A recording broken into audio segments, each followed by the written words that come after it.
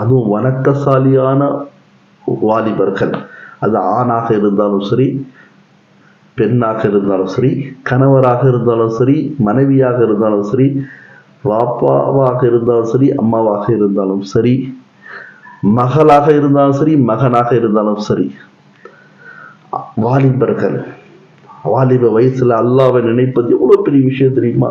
இன்னல்லாஹ தஆலா, நிச்சயமாக அல்லாஹு தஆலா, யுபாஹி மலாயிகத்தன், மலக்குமார்களிடத்தில் பெருமை பாராட்டி பேசுகின்றான். என்ன வேணும் தெரியுமா? பிஷாபில் ஆபித், வணக்கசாலியான வாலிபரை பார்த்து.